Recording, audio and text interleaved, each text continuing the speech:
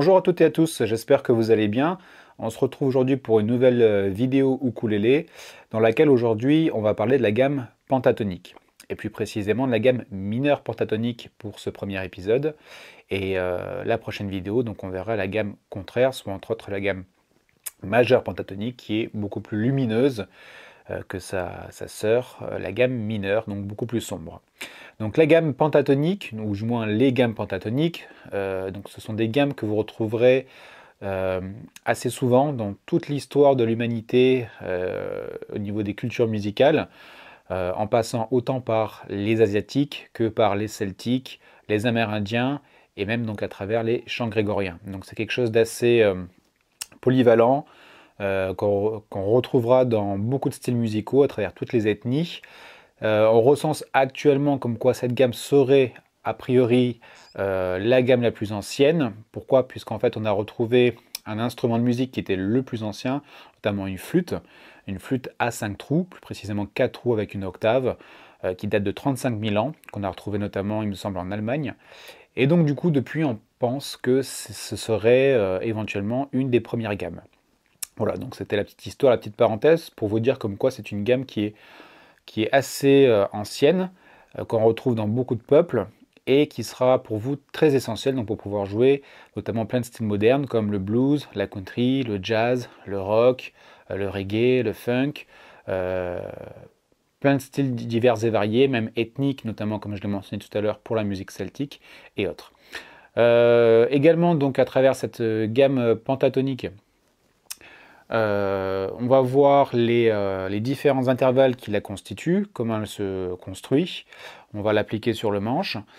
Je ne pense pas qu'il soit nécessaire pour vous les débutants d'apprendre les 5 positions pentatoniques. Il existe 5 positions, notamment on appelle ça d'ailleurs gamme pentatonique, mais on devrait dire gamme plus précisément pentaphonique, puisque c'est une gamme à 5 sons. Donc comme je disais, je ne pense pas que ce soit très productif d'apprendre les 5 positions. On va commencer avec une seule position. Par contre, ce que je pense au contraire qu'il soit très productif et nécessaire, ce serait de travailler cette gamme de manière verticale et de manière longitudinale, c'est-à-dire horizontale. Et en plus de ça, vous allez pouvoir ensuite croiser les deux et pouvoir donc aligner votre gamme provenant d'une octave jusqu'à son octave supérieure. Vous allez voir tout de suite de quoi je parle à travers donc le manche. Alors donc pour la gamme mineure pentatonique, celle-ci est constituée de 5 intervalles, notamment le premier intervalle qui va donner le ton à votre gamme, du moins la tonalité, ce qu'on appelle la tonique, suivi d'une seconde note qui va donner la couleur à votre gamme, qui sera ce qu'on appelle la tierce. Il y a 2 types de tierces, une tierce mineure et une tierce majeure. Ici, elle sera mineure puisque la gamme est mineure. Donc une tonique, une tierce mineure, suivie d'une troisième note qui sera la quarte, d'une quatrième note qui sera la quinte qui va apporter de la stabilité à votre gamme, donc qui va faire une sorte de renfort au niveau de la tonique, et ici en dernière note, donc la cinquième note qui sera une septième qui sera également mineure et qui va également colorer votre gamme pentatonique, donc au même titre que votre tierce mineure.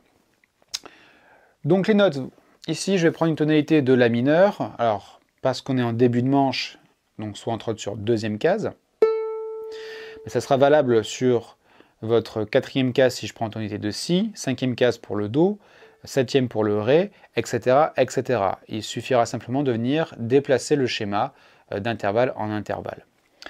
Donc si je vous joue la gamme, déjà ça va donner ceci.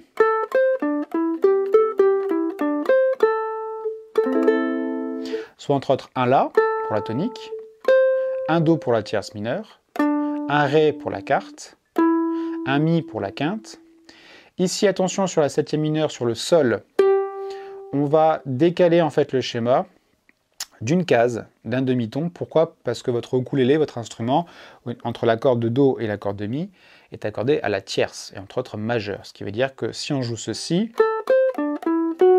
ici ce sera faux pour le contexte. Donc on va être obligé de décaler sur troisième case. Soit donc le Sol, et ensuite terminer, après la septième mineure, sur une octave. C'est la même note. Ok? Soit La, Do, Ré, Mi, Sol, La. Tonique, tierce mineure, quarte, quinte, septième mineure, octaves. En termes de cases, 2, 5, 2, 4, 3, 5.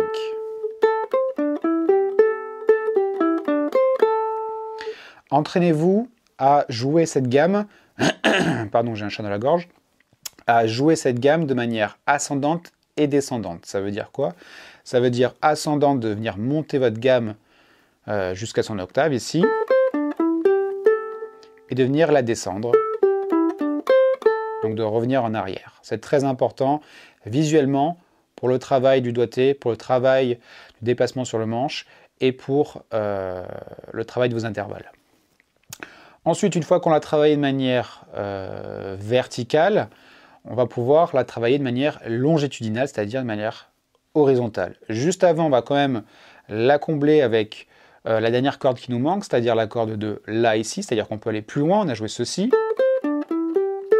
Donc sur le La, on s'est arrêté sur le La sur corde de Mi. Maintenant, si on veut avoir une utilisation de la corde de La, eh bien on va utiliser des octaves plus de la tonique, mais des octaves de d'autres intervalles, notamment ici le Do qu'on va retrouver ici, qui sera la tierce mineure, et la quarte ici, qu'on va trouver donc le Ré sur cinquième case, ce qui va donner... Pardon. Ok. Je loupe mes cordes en regardant la caméra. Donc ici, on va obtenir finalement un schéma sur les 4 cordes, donc sur l'ensemble de vos cordes, avec le schéma suivant, 2, 5, 2, 4, 3, 5, 3, 5. Pareil, vous travaillez le retour.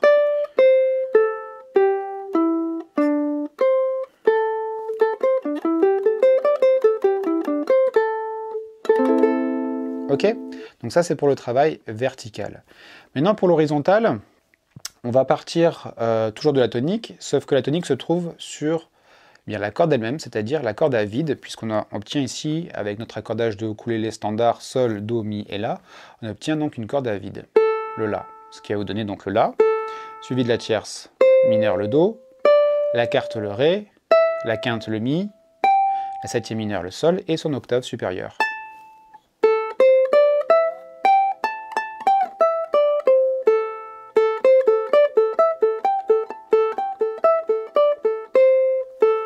Ok.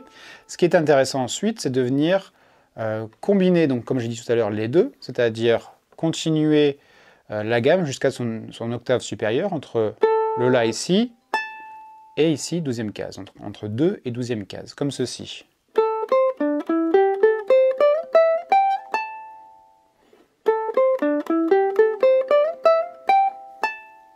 Ok.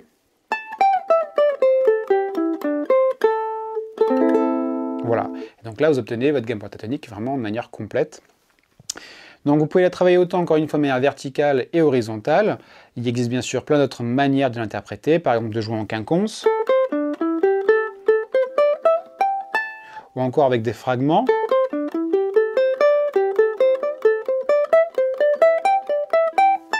Etc., etc. Et voilà, donc j'espère que vous aurez apprécié cette petite vidéo sur la gamme pentatonique. Peut-être que vous la découvrez pour la première fois. Si c'est le cas, eh bien, vous êtes tombé sur la bonne vidéo puisque vous avez appris comment jouer cette gamme dans sa globalité. On verra plus tard comment la décliner et également donc la gamme contraire, entre autres la gamme majeure pentatonique. Sur ce, donc, je vous souhaite à tous un bon travail et puis je vous dis à bientôt pour une prochaine vidéo. Portez-vous bien. Ciao.